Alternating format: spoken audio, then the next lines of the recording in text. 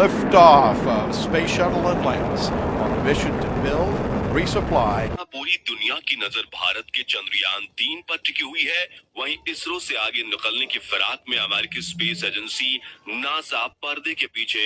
बड़े कमाल कर रही है। एक तरफ तो नासा के वैज्ञानिक आर्टेमिस प्रोग्राम के तहत अपने एस्ट्रोनॉट्स को एक बार फिर चांद पर भेजने की तैयारी में जुटे हुए हैं, जिसके लिए एक दो नहीं बल्कि पूरे 93 बिलियन डॉलर्स का बजट तय किया गया है, जिसे इंडियन रुपीस में कन्वर्ट करके देख आपका दिमाग घूम जाएगा। वहीं दूसरी तरफ साल 2009 में चांद की कक्षा में घूम रहे नासा के LRO यानी कि लूनर रिकॉन्नेसेंस ऑर्बिट ने चंदा मामा की गोद में खड़े विक्रम लैंडर को खोज निकाला है और दक्षिणी ध्रुव के पास बुर्ज खलीफा से भी 5 गुना बड़ा गड्ढा भी खोज निकाला है। तो आखिर इस क्रैटर के क्या राज छिपे हैं और कई दिनों से खामोश पड़ा भारत का विक्रम लैंडर इस वक्त कहां है और क्या नासा का ऑर्बिटर कनेक्ट करके विक्रम को फिर से जगा सकता है? जानने के लिए पूरा वीडियो जरूर देखिए और नए दर्शक जल्दी से चैनल को सब्सक्राइब भी कर दीजिए। तो साल 2009 में चांद के बारे में डिटेल में जानने के लिए लूनर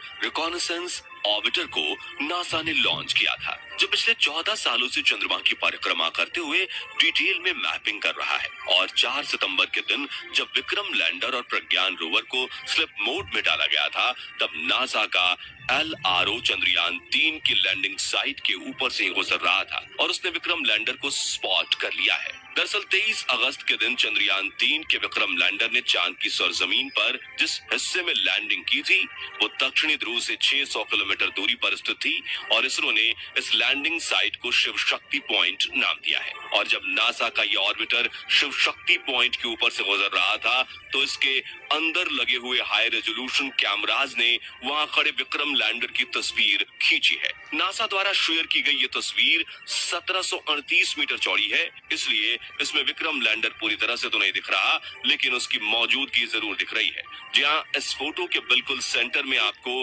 हेलो ब्राइट ऑर्बिट के अंदर जो ब्लैक डॉट दिख रहा है वो विक्रम लैंडर और उसकी परछाई है। हालांकि नासा का लूनर ऑर्बिटर चांद की सतह से 50 किलोमीटर की ऊंचाई पर घूम रहा है। ऐसे में बिल्कुल क्लियर फोटो क्लिक करना लगभग नामुमकिन है, लेकिन इस फोटो को साझा करके नासा ने ये बात साबित कर दी है कि चांद पर रात होने से ठीक पहले विक्रम लैंडर वहां सही सलामत खड़ा था। मगर फिर रात होने के बाद विक्रम लैंडर के साथ क्या हुआ और क्यों इसरो के कमांड्स का रिप्लाई नहीं दे रहा है, वो अभी तक एक रहस्य है। हालांकि दोस्तों, इसरो ने नासा के इस ऑर्बिटर के जरिए भी विक्रम और प्रज्ञान से कम्युनिकेशन स्थापित करने की कोशिश की थी, लेकिन पिछले 20 दिनों से चंदा मामा की गोद में गहरी नींद में सोए विक्रम ने इस ऑर्बिटर के सिग्नल्स को अभी कोई जवाब नहीं दिया। ऐसे में अब इसरो के वैज्ञानिकों को यही लग रहा है कि विक्रम और प्रज्ञान फिर कभी भी नहीं जाग पाएंगे और चांद पर देश का राजदूत बनकर हमेशा के लिए भारत का नाम रोशन करेंगे। चंद्रयान 3 को खोजने के अलावा नासा के ऑर्बिटर ने हाल ही में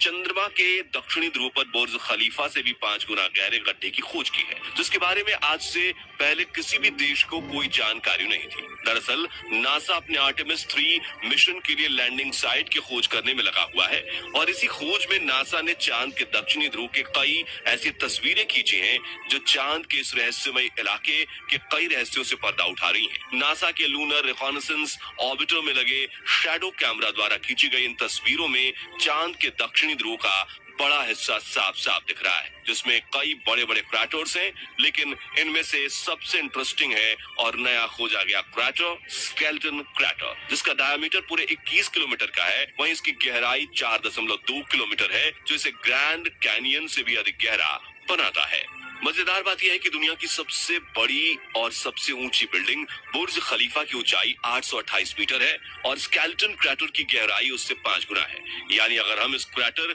में एक के ऊपर एक 5 बुर्ज खलीफा भी रख दें तो भी ये चांद की सतह से थोड़ा नीचे ही रहेगी। आपको बता दें कि अमेरिकी स्पेस एजेंसी नासा ने जब इस क्रैटर की खोज की तो उन्होंने अपने लूनर रिकॉनेसेंस ऑर्बिटर कैमरा और शैडो कैमरा द्वारा खींची गई इसकी तस्वीरों को मर्ज करके एक मोज़ेक इमेज बनाई, जो इसे और भी ज्यादा खौफनाक और रहस्यमयी बनाती है। इस तस्वीर में आप देख पाएंगे कि जब चांद के दक्षिणी ध्रुव पर दिन होता है तो सूरज की रोशनी स्केलेटन क्रैटर के ऊपरी गोले पर तो पड़ती है, लेकिन इसकी गहराई तक नहीं जा पाती। यानी इसने अपनी ही परछाई को खुद से ढक रखा है और पिछले करोड़ों सालों से इस क्रैटर की गहराई में सूरज की रोशनी नहीं पहुंच पाई है। आपको बता दें कि चंद्रमा की मैग्नेटिक फील्ड पृथ्वी से कमजोर है, इसलिए वहां समय समय पर उल्का पिंड गिरते रहते हैं। इन्हीं उल्का पिंडों के टकराने से चांद की सतह पर इतने ज्यादा गड्ढे हैं, लेकिन इनमें से जो गड्ढे सबसे बड़े और पुराने हैं, एक्सपर्ट्स के मुताबिक उन क्रैटर्स में पानी और अन्य खनिजों के भंडार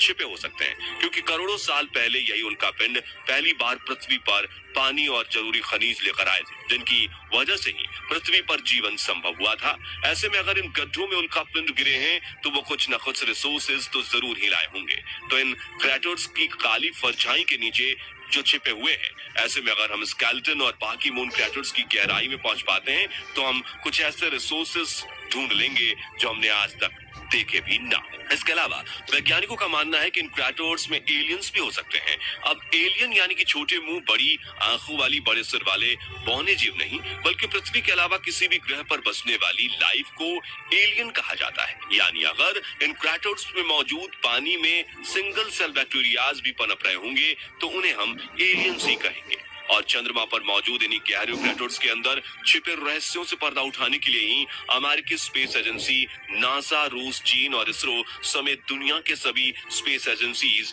last human moon landing mission के करीब 50 सालों बाद फिर से चांद में दिलचस्पी दिखा रहे हैं। बात करें नासा के अपकमिंग मून मिशन की, तो नासा ने अपने आर्टेमिस प्रोग्राम की शुरुआत की है, जिसे आर्टेमिस 1 मिशन को 2022 में किया गया था, जिसमें नासा ने अपने स्पेस लॉन्च सिस्टम और ओरियन स्पेसक्राफ्ट की स्टडी करने के लिए ओरियन को लॉन्च करके चांद के ऑर्बिट में भेजा था और वहां से वापस लाकर धरती पर स्प्लैश डाउन लैंडिंग करवाई थी। हालांकि इस स्पेसक्राफ्ट में कोई इंसान मौजूद नहीं था, लेकिन नासा का अगला आर्टेमिस 2 क्रूड मिशन होने वाला है, जिसमें 4 क्रू मेंबर्स और ओरियन में बिठाकर चांद के ऑर्बिट में भेजा जाएगा, जहां कुछ समय चक्कर लगाकर ये चारों एस्ट्रोनॉट्स फिर से धरती के लिए रवाना होंगे और पृथ्वी के वातावरण में घुसकर समंदर में स्प्लैश डाउन लैंडिंग करेंगे। इस मिशन को नवंबर 2024 में किया जाना है, जिसके बाद 2025 में आर्टेमिस 3 मिशन किया जाएगा, जिसके ओरियन स्पेसक्राफ्ट में बैठे एस्ट्रोनॉट्स चांद की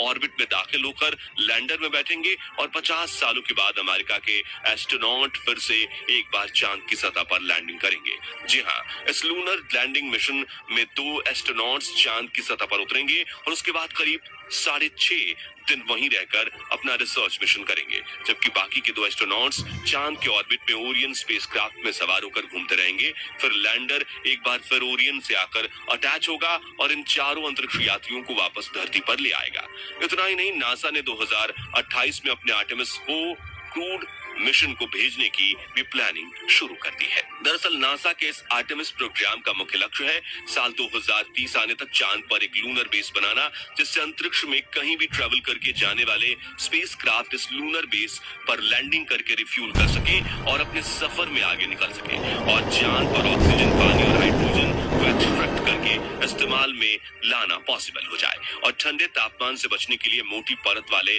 शेल्टर बनाने में भी सफलता मिल जाए तो नासा चांद पर लूनर कॉलोनी भी बना देगा, जिसमें पहले कुछ वैज्ञानिक चांद पर रहेंगे और फिर यह संख्या बढ़ती चली जाएगी। आपको बता दें कि इन दिनों तीनों जरूरी संसाधन की खोज इसरो के चांद मिशन ने की है। जी हाँ, चंद्रयान 1 ने चांद पर पानी खोजा, फिर चंद्रयान 3 ने प्रज्ञान रोवर ने चांद की सतह पर मौजूद ऑक्सीजन और हाइड्रोजन एटम्स की भी खोज निकाली है, जिससे नासा को अपने आर्टेमिस मिशन के लक्ष्य को प्राप्त करने में काफी मदद मिलने वाली है। तो दोस्तों, क्या इंसान भविष्य में चंद्रमा पर जाकर बस पाएगा या हमारा ये सपना सिर्फ सपना ही बनकर रह जाएगा? इस बारे में अपनी महत्वपूर्ण राय हमें कमेंट्स करके जरूर बताइए और वीडियो अगर पसंद आई हो, वो तो जरूर ही पसंद आई होगी, तो जल्दी से लाइक और शेयर भी कर दीजिए। साथ ही अंतरिक्ष में चल रहे कारनामे से जुड़ी ऐसी ही लेटेस्ट अपडेट्स के लिए हमारे चैनल को सब्सक्राइब और फेसबुक पेज को फॉलो करना मत भूलिए। धन्यवाद।